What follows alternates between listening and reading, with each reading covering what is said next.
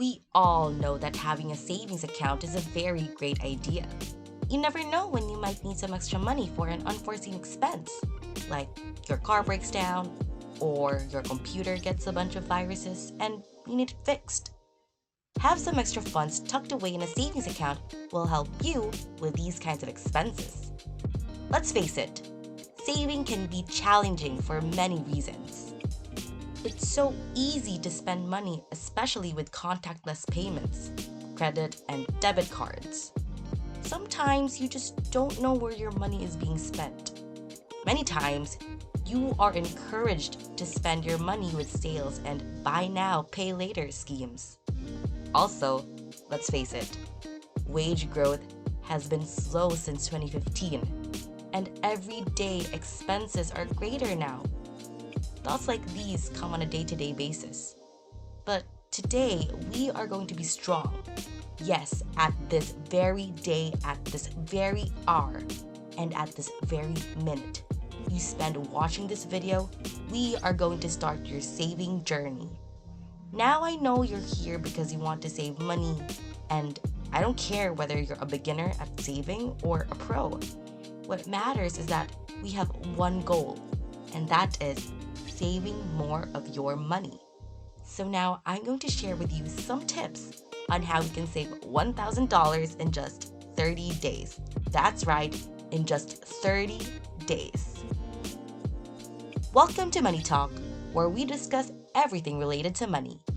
And for this video, we are going to talk about how you can save $1,000 in just 1 month.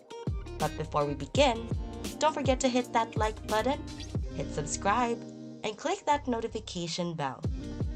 So, what's so special about $1,000? Well, because setting a goal starts with making a decision and then challenging yourself to keep reaching for that goal. So that's step number 1. You must make a specific goal. Yes, I know what you're thinking. You're thinking $1,000 is too much for a month. What we will do is re-engineer our thinking. We won't think about $1,000 in a month. Instead, we'll divide this number into the number of days in a month. So that's basically 30, right? Or 31. Well, it depends on the month. But anyway, we are going to divide $1,000 to, I'm just going to use 30 here. So 1,000 divided by 30, that's $33.33 a day. You think it's still too much? Well, let's break it down further. Let's say it's been a tiring day and you have spare cash in your wallet, and you could definitely buy some coffee and take out dinner on your way home.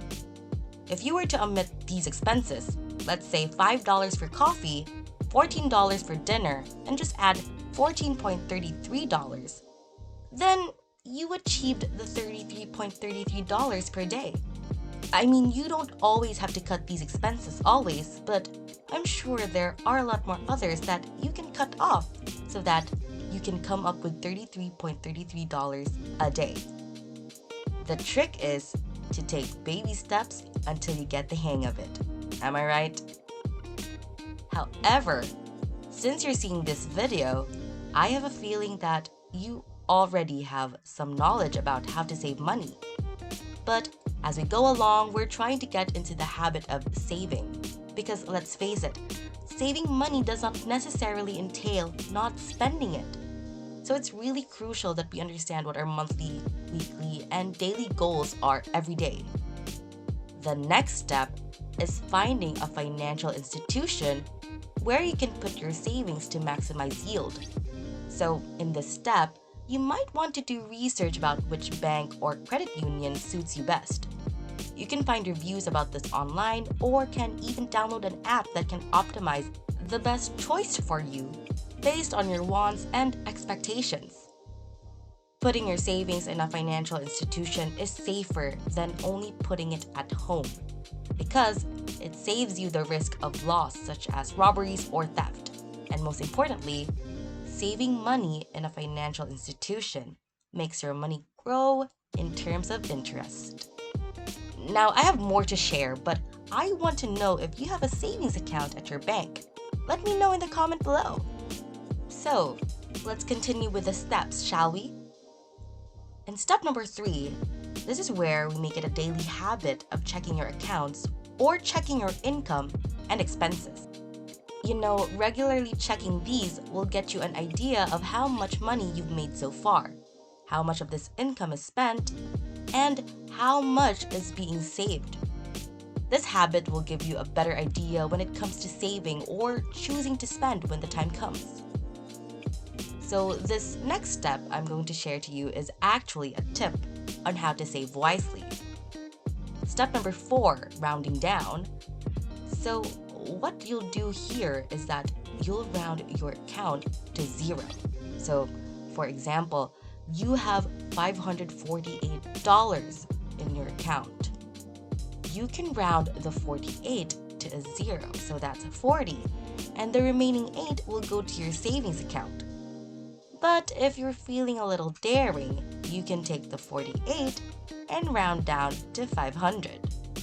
But it really just depends on you. The point is that the round down method is that a little bit will move to your savings account.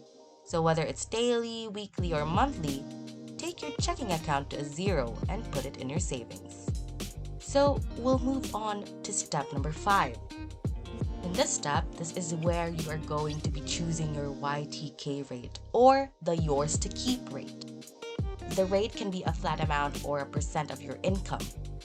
One of the main problems we face in today's savings culture is that we believe that we can only save when we have extra money. However, when we see saving as something we do first, then we first pay ourselves, and we begin to adjust to live within our means. It's always nice to have some sort of ledger where you can budget your money in a way that you put savings first. It's either a notebook, on your phone, or in your laptop, before breaking it down into all of your expenses. Cutting expenses and saving money is a bold choice and a daring move to reach your goal. I'm very proud of that. With determination, you can reach your goal. On a day-to-day basis, we can cut expenses by skipping that overpriced coffee and instead make coffee at home, or even prepare lunch and avoid eating out. That sale in the corner store might have to wait, because you don't really need those extra clothes or whatnots right now. You should make sure to regularly track your cash inflows and outflows so that you'll have an idea how you're doing financially. Never forget to run down method so that the little amount you take to 0 can be added to your savings. If you enjoyed this video, make sure to hit that thumbs up button, click subscribe, and hit that notification bell to receive updates on our latest videos. See you!